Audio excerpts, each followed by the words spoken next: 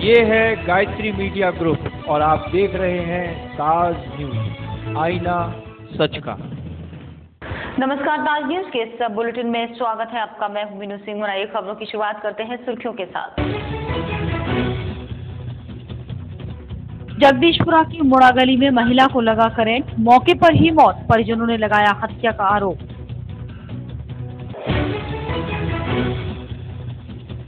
पिता पुत्र की यमुना में डूबने से हुई मौत, पिता का शव बरामद, पुत्र का नहीं लगा कोई सुराग।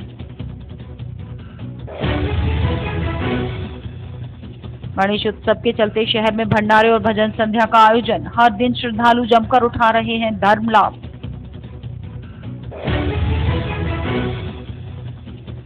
और एसएन प्रशासन ने किया तुगलकी फरमान जारी, मीडिया से मिलने के लिए निर्धारित कर दी समय सीमा। और अब खबरें विस्तार से। थाना जगदीशपुरा क्षेत्र के भीमनगर स्थित मोड़ावाली गली में विद्युत करंट लगने से एक महिला की मौत हो गई।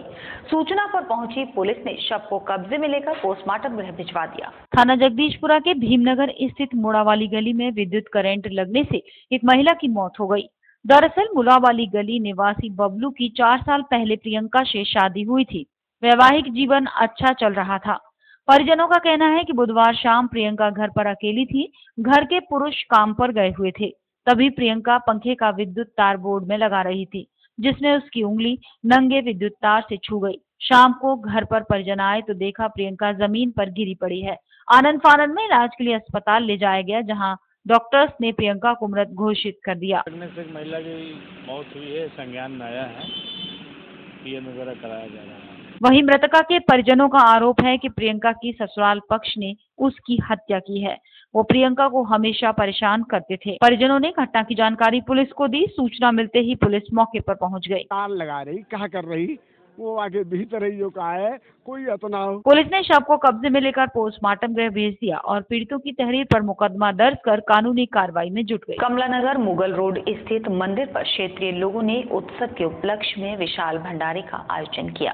इस भंडारे में सैकड़ों लोगों ने शिरकत कर प्रसाद ग्रहण किया। तो शंभू कुंज में मुक्तेश्वर महादेव मंदिर पर ये तीसरा गणेश की स्थापना की गई है। ये 17 तारीख को इसकी स्थापना की गई थी और सुबह और शाम को 9 बजे आरती होती है। इसमें हजारों की तादाद में भक्तगण आते हैं और 26 तारीख को इसका फूल बंगला और भंडारे का आयोजन किया गया है। जी हमने 17 तारीख को की थी, जो कि यहाँ पे करीब 1000-1200 तादाद में भक्तगण आते हैं और दिन पर दिन भक्त बढ़ते जा रहे हैं और इसका हमने भंडारा का आयोजन किया है 27 तारीख को। बालूगंज स्थित हनुमान मंदिर पर गणेश उत्सव के उपलक्ष्य में भजन संध्या का आयोजन किया गया, जहां प्रसिद्ध गायक कलाकारों ने सुंदर सुंदर भजनों की प्रस्तुति दी। भजन सुनकर श्रोतागण मंत्रमुग्ध हो गए। कुछ दिन अभी थोड़ी देर पहले दीप जलाने श्याम भदौरिया जी आए थे। मैं महामंत्री हूँ, धर्मवीर सिंह कुशवाहा अध्यक्ष है और रवि कश्यप है जो है वो कोषाध्यक्ष है। बढ़िया प्रोग्राम, अच्छा प्रोग्राम बढ़िया होता है, सबके सहयोग से होता है, अच्छा होता है। थाना सिकंदरा के अरतौनी में एक ही परिवार के 5 लोग यमुना किनारे लकड़ी लेने गए थे, जिसमें पिता पुत्र की यमुना में डूबने से मौत हो गई। सूचना मिलते ही पुलिस और गोताखोर मौके पर पहुंच गए। कई घंटों की मशक्कत के बाद गोताखोरों ने पिता का शव निकाल लिया, लेकिन पुत्र का खबर लिखे जाने तक कोई पता नहीं चल सका। बुधवार देर शाम थाना सिकंदरा के अरतौनी में एक ही परिवार के 5 लोग यमुना किनारे लकड़ी लेने गए थे। दरअसल घटना उस समय की है जब 50 वर्षीय डैमी पानी पीने के लिए यमुना के घाट पर गया। पानी पीते समय डैमी का पैर फिसला और वो यमुना में जा गिरा। पिता की आवाज सुनकर बचाने के लिए उसका पुत्र बादल यमुना में कूद गया। पिता पुत्र यमुना में डूब गए। परिवार के अन्य लोगों ने इसकी जानकारी ग्रामीण और पुलिस को दी। पिता पुत्र की डूब के डेथ हो गई है यमुना में, तो पिता की डेड बॉडी मिल गई है, निकाल ली गई है और पुत्र की लाश अभी नहीं मिली है, प्रयास जारी है। पानी पीने आए थे, लकड़ी काटने आए थे पापा, जो पानी पीने आए थे उन्हें प्यास लगी तो पैर रपट गया। वो छोटा वाला माँ से भाग के आया, उनने देखा तो पापा बहते हुए जा रहे थे, उनने समझे पैसे ही कर रहे हैं पापा। वो माँ से यहाँ तक आया, भगा वो घुस के गया, वो भी डूब गया। आनंद फानंद में सूचना मिलते ही पुलिस और गोताखोर मौके पर पहुंच गए। घंटों बाद गोताखोरों की मदद से पिता का शव बाहर निकाल लिया गया, लेकिन पुत्र की खबर लिखे जाने तक कोई सूचना नहीं थी। पुलिस ने शव को कब्जे में लेकर पोस्टमार्टम गृह भेज दिया है। शहर में चल रहे गणेश उत्सव के बाद होने वाले मूर्ति विसर्जन के लिए नगर निगम ने अपनी तैयारियों को तेज कर दिया है। मूर्ति विसर्जन के लिए नगर निगम ने शहर के 3 यमुना घाटों पर गड्ढे खुदवाना शुरू कर दिए हैं, तो वहीं निगम अधिकारी मौके पर पहुंचकर तैयारियों का जायजा भी ले रहे हैं, जिससे विसर्जन के दौरान श्रद्धालुओं को कोई परेशानी न हो। शहर में गणेश उत्सव की धूम है। घर घर में गणेश उत्सव बड़े धूमधाम से मनाया जा रहा है। 10 दिनों तक चलने वाले इस उत्सव के बाद शहर में गणेश प्रतिमाओं के विसर्जन का सिलसिला शुरू हो जाता है। सुप्रीम कोर्ट के आदेश के चलते यमुना में मूर्ति विसर्जन पर लगी रोक के बाद नगर निगम शहर के 3 बड़े यानी हाथी घाट, पोया घाट और बलकेश्वर के मनोहरपुर पर बने घाट पर बड़े बड़े गड्ढे खुदवाकर मूर्ति विसर्जन की व्यवस्थाओं को पूरा करता है, ताकि सुप्रीम कोर्ट के आदेशों का पालन किया जा सके। नगर आयुक्त ने बताया कि उन्होंने मुख्य अभियंता को गणेश विसर्जन की जिम्मेदारी सौंपी है और समय से सभी व्यवस्थाएं पूरी कर ली जाएंगी। 2 स्थानों पर गणेश प्रतिमा विसर्जन किया जाता है। एक तो होता है हाथी घाट पर और दूसरा होता है बलकेश्वर घाट पर। इन दोनों स्थानों पर माननीय उच्च न्यायालय के आदेश के अनुपालन में जिला प्रशासन और पुलिस प्रशासन के सहयोग से कुंडों का निर्माण किया जाता है, जिसमें लोग अपनी मूर्तियों का विसर्जन करते हैं। और इसके कारण से यमुना नदी में मूर्ति विसर्जन की जो प्राचीन परंपरा थी जिसके वो रुकी हुई है, और उससे यमुना नदी के प्रदूषण को रोकने के लिए उच्च न्यायालय के आदेश के क्रम में ये व्यवस्था दी गई है। ये व्यवस्था परंपरागत रूप से नगर निगम करता आ रहा है, वो इस बार भी की गई है। वहाँ पर ट्रेंच बनाने का काम लगभग पूर्ण कर लिया गया है, उसमें पानी भरने का काम चल रहा है। इसके अलावा बैरिकेटिंग और प्रकाश व्यवस्था भी रखी जाएगी, ताकि किसी प्रकार की कोई कठिनाई श्रद्धालुओं को न होने पाए। नगर आयुक्त के आदेश के बाद नगर निगम के मुख्य अभियंता सुरेश चंद्र भी मौके पर पहुंच व्यवस्थाओं का जायजा ले रहे हैं, ताकि विसर्जन को आने वाले हजारों भक्तों को किसी भी तरह की दिक्कत का सामना न करना पड़े। शहर को भले ही स्मार्ट सिटी बनाने की कोशिशें की जा रही हों, लेकिन इससे पहले नगर आयुक्त गुजरात की तर्ज पर शहर के पुराने बाजारों में बनी हेरिटेज बिल्डिंग को देखकर उन्हें संरक्षित कर उन्हें आगे की रणनीति बनाने में जुटे हैं, ताकि बिल्डिंग मालिकों से बात कर उन्हें संरक्षित किया जा सके, जिससे शहर में पर्यटन को बढ़ावा मिलेगा तो कई लोगों को रोजगार के अवसर भी मिलेंगे। केंद्र सरकार द्वारा 100 शहरों को स्मार्ट सिटी बनाए जाने की योजना आने के बाद सभी शहरों में खुशी का माहौल था, जबकि आगरा सहित 100 शहरों के नाम को पहले चरण की सूची में शामिल किए जाने के बाद आगरा नगर निगम भी अब खुद को इसके लिए तैयारी करने में जुटा है। गुजरात से लौटे नगर आयुक्त ने भी शहर के पुराने बाजारों को देखा और यहाँ बनी सदियों पुरानी इमारतों को जाना, ताकि गुजरात की तर्ज पर आगरा में भी पुराने बाजारों सहित इन इमारतों को सहेज कर रखा जा सके, जैसे गुजरात में इन्हें हेरिटेज बनाया गया है। नगर आयुक्त का कहना था कि पुरानी इमारतों की नक्काशी और बनाने की कला आज भी अद्भुत है। उसमें हटाया गया है पूरे इलाकों का, सड़कें चौड़ी हुई हैं, तो पुरानी बिल्डिंगों का मूल स्वरूप सामने आया, उनकी नक्काशी सामने दिखाई दे रही है, मंदिरों की नक्काशी सामने दिखाई दे रही है। तो अब ये वक्त है कि हम अपने तौर पर इसको डेवलप कर सकें। इतना ही नहीं, उन्होंने बताया कि सिर्फ इंसान के स्मार्ट होने से शहर को स्मार्ट नहीं बनाया जा सकता।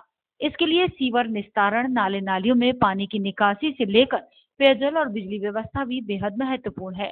उन्होंने बताया कि जब इन बाजारों की नाले नालियां देखी गईं, तो वो भी बरसों बीत जाने के बाद भी उसी हालत में थीं, जबकि सरकारी महकमों द्वारा बनाए जाने वाले नाले ज्यादा नहीं टिकते। हम कोशिश करेंगे कि इन्हें ऐसे ही रखा जाए।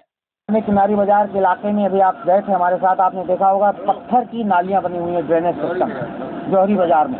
तो पत्थर का ड्रेनेज सिस्टम उस समय का जो बना हुआ है आज भी इंटैक्ट है। हम जो नालियां बनाते हैं, सीवर सिस्टम बनाते हैं, वो खराब हो जाता है, वो उनका सिस्टम आज भी मौजूद है।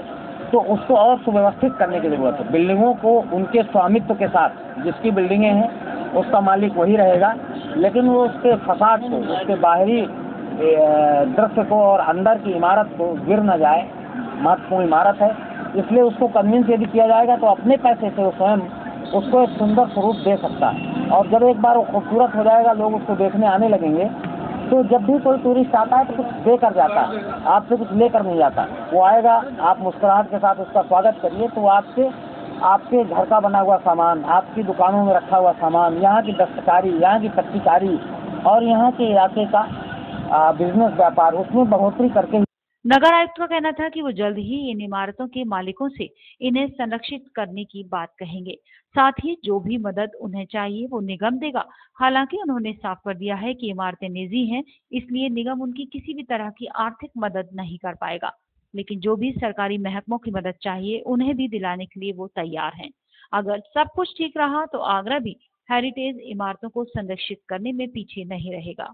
आगामी दिनों में होने वाले हिंदू समुदाय के गणेश विसर्जन और मुस्लिम समुदाय के ईद के त्योहार को देखते हुए प्रशासन ने फिलहाल निगम और एडीए के तोड़फोड़ अभियान पर ब्रेक लगा दिया है, जिसके बाद सभी अभियान अब 27 सितंबर के बाद से ही शुरू होंगे। आगामी दिनों में हिंदुओं के प्रथम देवता यानी गणेश भगवान के गणेश उत्सव की पूरे शहर में धूम है, तो वहीं ईद को लेकर मुस्लिम समाज के लोग भी तैयारियों में जुटे हैं। एक साथ होने वाले इन दोनों आयोजनों को देखते हुए प्रशासन ने फिलहाल नगर निगम के अतिक्रमण अभियान और एडीए के डूब क्षेत्र में होने वाले ध्वस्तीकरण की कार्रवाई पर ब्रेक लगा दिया है, ताकि इन धार्मिक आयोजनों में किसी तरह की कोई दिक्कत न हो। लेकिन आपको बता दें कि 27 सितंबर के बाद दोनों ही विभागों का महाबली दहाड़ने के लिए तैयार रहेगा, जो अतिक्रमण और डूब क्षेत्र में हुए निर्माणों पर जमकर अपना कहर ढहाएगा। प्रशासन को भी इस बात की चिंता है कि अगर जरा सा माहौल खराब हुआ तो दोनों ही विभागों की होने वाली कार्रवाई पर भी इसका सीधा असर नजर आएगा, जिसके बाद प्रशासन ने ये फैसला लिया है। बहरहाल कुछ मोहलत मिलने से लोगों को थोड़ी सी राहत जरूर मिली है। गणेश महोत्सव की धूम शहर भर में देखने को मिल रही है। गणेश चतुर्थी पर भगवान गणपति की प्रतिमा स्थापित करने के बाद अब श्रद्धालुओं ने गणपति बप्पा के विसर्जन के लिए रवानगी घाटों की ओर शुरू कर दी है। इसी कड़ी में नगलापदी दुर्गानगर वासियों ने पोया घाट पर पूरी श्रद्धा भाव के साथ गणेश विसर्जन किया। देश भर में गणेश महोत्सव की धूम है। ऐसे में हर कोई अपने गणपति बापा की प्रतिमा ला उन्हें पूज रहा है। इस पूजा के साथ साथ भक्त अपने भगवान का विसर्जन भी कर रहे हैं। इसी क्रम में बुधवार को श्री गणेश महोत्सव सेवा समिति द्वारा नगलापदी क्षेत्र में गणपति विसर्जन का कार्यक्रम रखा गया, जिसमें क्षेत्र के पुरुष सहित सैकड़ों महिलाओं ने हिस्सा लिया। गणपति विसर्जन से पूर्व सभी लोगों ने भगवान गणपति की महाआरती की और देश में हमेशा अमन चैन बनाए रखने की प्रार्थना की। इस मौके पर सभी श्रद्धालुओं ने नाच गाकर भगवान गणपति को विदाई दी और अगले वर्ष जल्दी आने की प्रार्थना की। श्री गणेश महोत्सव सेवा समिति द्वारा दुर्गानगर काली के मंदिर पर निरंतर 20 तारीख से लेकर 23 तारीख तक निरंतर भव्य कार्यक्रम रहा। इस महोत्सव में अलग अलग तरह की झांकियाँ निकाली गई। झांकियों के साथ साथ काफ़ी भंडारे का भी आयोजन किया गया। भंडारे के साथ हमने आज महाआरती करके पूर्ण रीति रिवाज से गणेश जी महाराज को विदाई दे रहे हैं।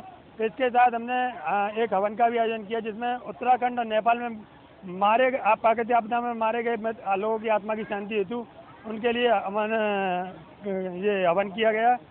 और साथ में गणपति बापा से हमने ये दुआ मांगी कि पूर्ण देश के अंदर देशवासियों को जो अमन चैन कायम रहे। गणेश महोत्सव समिति द्वारा ये हमारा नमा गणेश महोत्सव का विशाल उत्सव समारोह रखा गया है। आज ये 7 दिन से निरंतर चलने वाला प्रोग्राम था हमारा, जिसके अंदर हमने भव्य झांकियों का, सुबह शाम आरती और महिला संगीत का आयोजन किया गया था। आज हमारा हवन था और अब हमारी विसर्जन यात्रा है, जो यहाँ से शुरू होकर आगरा जिले के एसएसपी राजेश डी मोदक की विदाई के बाद एसएसपी पद को लेकर चल रही गहमागहमी उस वक्त समाप्त हो गई जब नोएडा से आए डॉक्टर प्रीतेंद्र पाल ने वरिष्ठ पुलिस अधीक्षक पद को ज्वाइन किया, जिसके बाद मीडिया से मुखातिब होते हुए जिले के लिए उन्होंने अपनी प्राथमिकताएं गिनाई और सुझाव भी मांगे। राजेश डी मोदक के तबादले के बाद वरिष्ठ पुलिस अधीक्षक के पद को लेकर चल रही गहमागहमी पर दोपहर को उस वक्त विराम लग गया जब नोएडा से आए डॉक्टर रितेंद्र पाल ने पदभार ग्रहण कर लिया, जिसके तुरंत बाद पुलिस लाइन स्थित सभागार में मीडिया से मुखातिब हुए, जहां उन्होंने बताया कि उनका पूरा ध्यान क्राइम कंट्रोल पर रहेगा। इसके साथ आम जनता से पुलिस की दूरी को कम किया जाएगा और आगरा, जो कि एक टूरिस्ट प्लेस के नाम से भी जाना जाता है, यहां आने वाले पर्यटकों की सुरक्षा के लिए खास इंतजाम किए जाएंगे। और हाल ही में शमशाबाद में हुए बवाल के दौरान लोकल इंटेलिजेंस फेल होने के सवाल पर उनका कहना था कि अगर ऐसा है तो उनकी प्राथमिकता में ये भी होगा कि पुलिस की लोकल इंटेलिजेंस पूरी तरह सक्रिय रहे, जिससे ऐसी किसी भी स्थिति से समय रहते निपटा जा सके। तो समय है, अब 3 दिन बाद ही बकरीद और गणेश प्रतिमा विसर्जन का भी त्यौहार चलेगा। इनिशियली वो हमारी प्राथमिकता रहेगी कि उनको हम सकुशल संपन्न करवाएं उन त्योहारों को, और उसके साथ साथ जो हमारी प्रधानी के चुनाव हैं, मेंबर्स के चुनाव हैं, जिला पंचायत के चुनाव हैं, उनकी भी डेट्स निर्धारित कर दी गई हैं। उन जो हमारी इलेक्शंस हैं उनको प्राथमिकता पे बिना किसी इशू के, बिना किसी इंसिडेंट के उनको सकुशल संपन्न करवाना हमारी इस समय की प्राथमिकता रहेगी। ओवरऑल जनपद के लिए अपराध की स्थिति को कंट्रोल में रखना, जो अपराध हुए हों उनको कायदे से प्रॉपर्ली वर्कआउट करना, ये हमारी प्राथमिकता रहेगी। और इसके अलावा कोई भी अगर लॉ एंड ऑर्डर की सिचुएशन होती है उसको जल्द से जल्द छोटे लेवल पे उसको हल करना, उसको कंट्रोल करना, ये प्राथमिकता रहेगी। और उसके अलावा जो हमारे जितने भी हमारे यहाँ के स्टेक होल्डर्स हैं, हमारे रेजिडेंट्स हैं, हमारा व्यापार मंडल है, स्टूडेंट्स हैं, एडवोकेट्स हैं, डॉक्टर्स हैं, या और जिन भी व्यवसायों में लोग हैं यहाँ पे, उनके साथ बेहतर इंटरेक्शन स्थापित करके और एक बेहतर पुलिस की इंटरेक्शन, ताकि उनकी क्या क्या समस्याएं हैं उसको हम अपने सामने ला सकें और फिर उन समस्याओं का निस्तारण कर पाएँ। काफ़ी बड़ा शहर है, काफ़ी बड़ा शहर होने के साथ साथ बहुत बड़ी यहाँ पे ट्रैफिक की समस्या भी रहती है। तो एक बेहतर ट्रैफिक मैनेजमेंट देने का प्रयास हम लोग सभी, हमारी टीम मिलकर करेगी।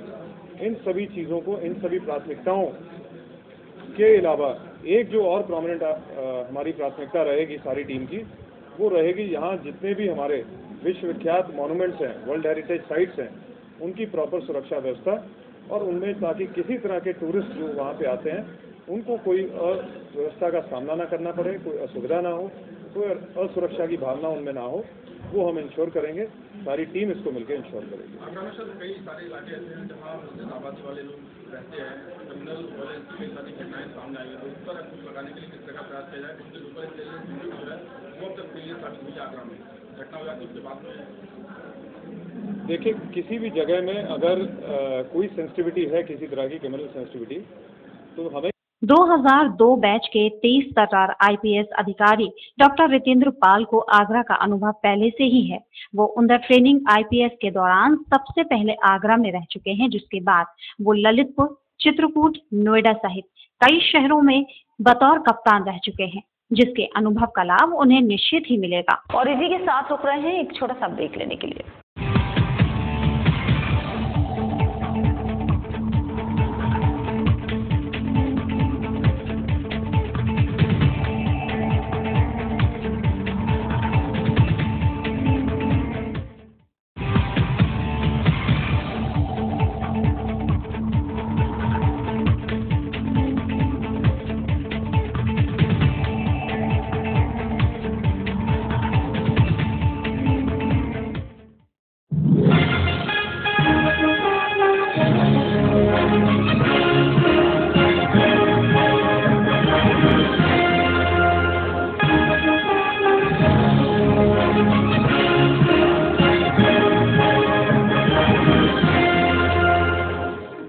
ज्वेलरी मिलने का विश्वसनीय स्थान। हमारे यहाँ आपको gold, hallmark certificate gold jewellery नए कलेक्शन के साथ उपलब्ध मिलेगी।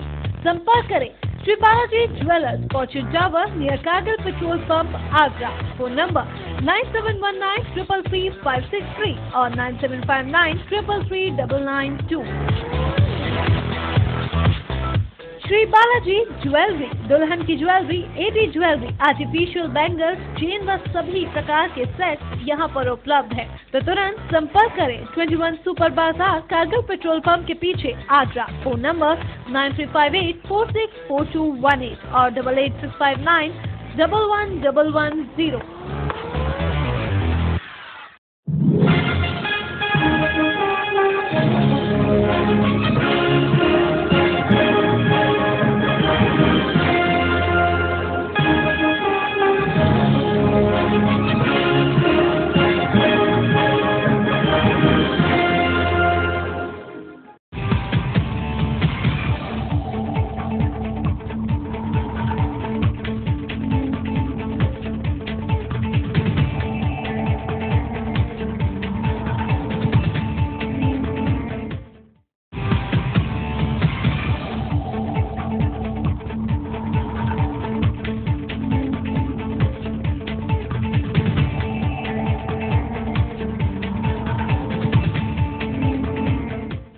ब्रेक के बाद अगली खबर। ईद उल जुहा को देखते हुए प्रशासन द्वारा माकूल इंतजामात न होने के चलते वजीरपुरा के बाशिंदों में रोष है, जहां पर फैली गंदगी और अव्यवस्था से लोगों का जीना मुश्किल हो गया है और प्रशासन है कि अभी तक अपनी नींद से नहीं जागा। ईद आने को है, सभी मुसलमान भाई अभी से ईद की तैयारियों में जुटे हैं। जगह जगह दुकानों पर खरीदारी करते नजर आ रहे हैं। मुसलमानों के इस त्योहार में कोई परेशानी सामने न आए, जिसके लिए प्रशासन के वरिष्ठ अधिकारियों ने सभी विभागों को अपनी व्यवस्था चाक चौबंद करने के निर्देश भी दिए थे। लेकिन शहर के वजीरपुरा क्षेत्र में वरिष्ठ अधिकारियों के आदेश का बिल्कुल भी पालन नहीं हो रहा। क्षेत्रीय लोगों का आरोप है कि ईद को कुछ ही दिन बचे हैं और पूरे क्षेत्र में बहुत गंदगी है और टोरंट पावर द्वारा जगह जगह सड़कें खोद दी गई हैं, जिससे आए दिन राहगीर चोटिल हो रहे हैं।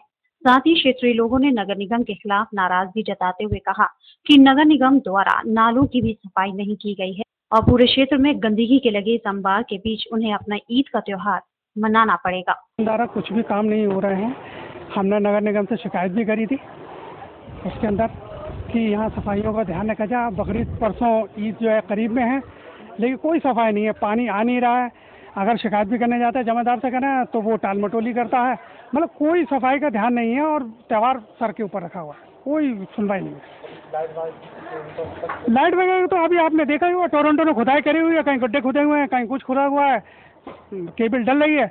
उसमें भी हम कह रहे हैं कि इसको जब त्यौहार आने वाला है तो उसको गड्ढे भर दीजिए, उसकी भी कोई वो नहीं है। खरंजे वजह ऐसे सड़क खुद ही पड़ी हुई है उसके अंदर और जगह जगह आप ढेर लगा हुआ है, ढेर का सब ऐसे ही चल। ईद सफाई नहीं होती है, बहुत गंदगी रहती है। हमारे यहाँ मस्जिद जोगियों वाले पे तो इतनी गंदगी है वो पूछो मत ही।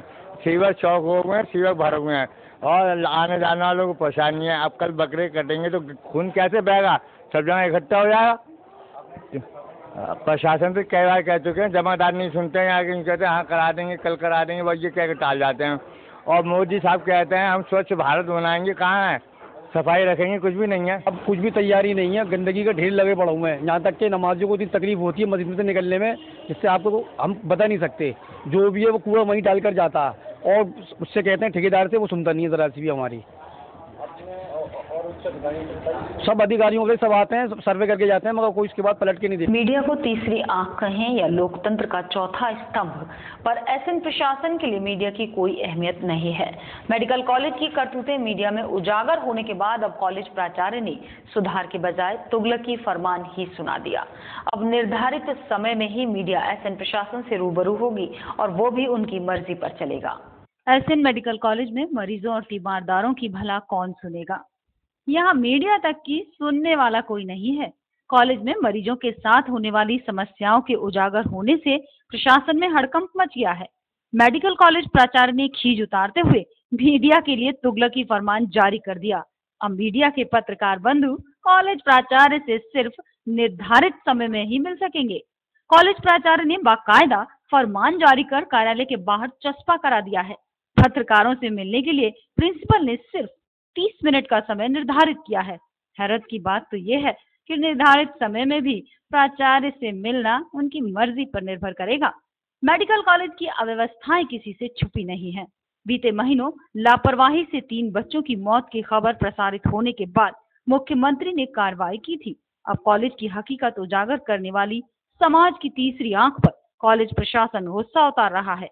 लोकतंत्र के चौथे स्तंभ को कॉलेज प्रशासन खुलेआम ठेंगा दिखा रहा है। आगरा के मान्यों की तनातनी भाजपा के मिशन 2017 के साथ पंचायती चुनाव को भी पलीता लगा सकती है।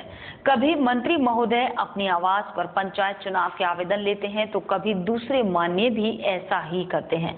हैरत की बात तो ये है कि 2 बड़ों की लड़ाई में संगठन के कार्यकर्ता और पदाधिकारी चक्की के पाट में पिस रहे हैं। भाजपा के राष्ट्रीय अध्यक्ष अमित शाह और पीएम मोदी के सपनों को आगरा के 2 माननीय जमकर पलीता लगा रहे हैं। केंद्रीय राज्य मंत्री और सांसद के बीच की रार अब खुलकर सामने आ गई है। भाजपा का ये महाभारत इन दोनों सुर्खियां बना हुआ है। हैरत की बात तो यह है कि संगठन के पदाधिकारी माननीयों की लड़ाई में बीच में पिस रहे हैं। मिशन 2017 फतेह की तैयारी से पहले ही संगठन में गुटबाजी चरम पर पहुंच गई है। बीते दिनों जिला जेल पर हुई घटना के बाद लड़ाई को अब जातीय रंग दिया जा रहा है। सांसद बाबूलाल पर आरोप लगाने वाले ऋषि उपाध्याय के समर्थन में मंत्री ने मोर्चा खोल दिया है। जिला पंचायत चुनाव में पार्टी की ये गुटबाजी कमल की पंखुड़ियों को मुरझा सकती है। आगरा की ये लड़ाई पार्टी हाईकमान तक पहुंचने के बाद भी थमने का नाम नहीं ले रही है। अब देखना ये होगा कि पंचायत चुनाव में पार्टी की ये रार कहीं प्रत्याशियों के लिए मुसीबत न बन जाए। बसपा मुखिया मायावती की सीबीआई जांच कराए जाने से बसपाइयों का चढ़ा पारा, जिन्होंने इसे सत्ता का दुरुपयोग करार दिया। उनके मुताबिक केंद्र सरकार ने मुलायम सिंह के बाद बसपा प्रमुख को दबाव में लेने के लिए ये कार्रवाई की गई है। बहुजन समाज पार्टी जिसकी घोर निंदा करती है, उन्होंने ऐलान किया कि हर बार की तरह इस बार भी उनकी नेता बेदाग साबित होंगे। बहुजन समाज पार्टी की नेता मायावती एक बार फिर सीबीआई के निशाने पर हैं, जिनसे एनएचआरएम घोटाले को लेकर एक बार फिर पूछताछ की जा सकती है। सीबीआई द्वारा जांच की बात खुलकर सामने आ जाने से बसपाइयों का पारा सातवें आसमान पर है, जो इसके लिए केंद्र सरकार को कोसते नहीं थक रहे। नीले खेमे के सिपह सालारों का मानना है कि मोदी सरकार ऐसा कर सत्ता का दुरुपयोग कर रही है। दरअसल यादव सिंह की कारगुजारियों में बसपाई संरक्षण की आशंका किसी से छिपी नहीं है। ऐसे में कहा यह जा रहा है कि एनएचआरएम घोटाले से आया पैसा यादव सिंह के जरिए नोएडा और अन्य जगहों पर निवेश किया गया है। लिहाजा इस प्रकरण में बसपा मुखिया की भूमिका की जांच अब सीबीआई करेगी। बसपाइयों को यह खबर बिल्कुल भी रास नहीं आ रही है, जो इसके लिए केंद्र सरकार से काफी खफा है और उसे कोसने में कोई कोर कसर नहीं छोड़ रहे। गौरतलब है कि मायावती के सीबीआई की जद में आने का ये कोई पहला मामला नहीं है। इससे पहले भी कई बार उन पर सीबीआई की तलवार लटकती रही है, फिर चाहे वो ताज कॉरिडोर घोटाला हो या आय से अधिक संपत्ति का मामला, पर हर बार मायावती को क्लीन चिट मिली और विरोधियों को मुंह की खानी पड़ी।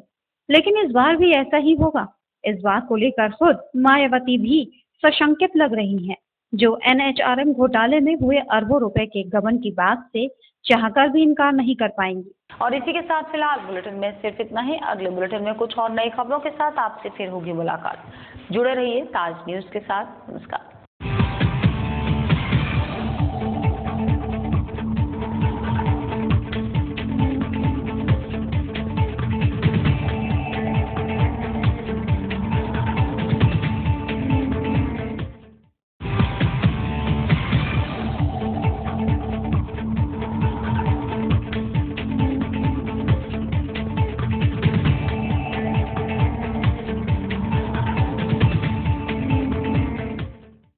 ये है गायत्री मीडिया ग्रुप और आप देख रहे हैं ताज न्यूज, आईना सच का।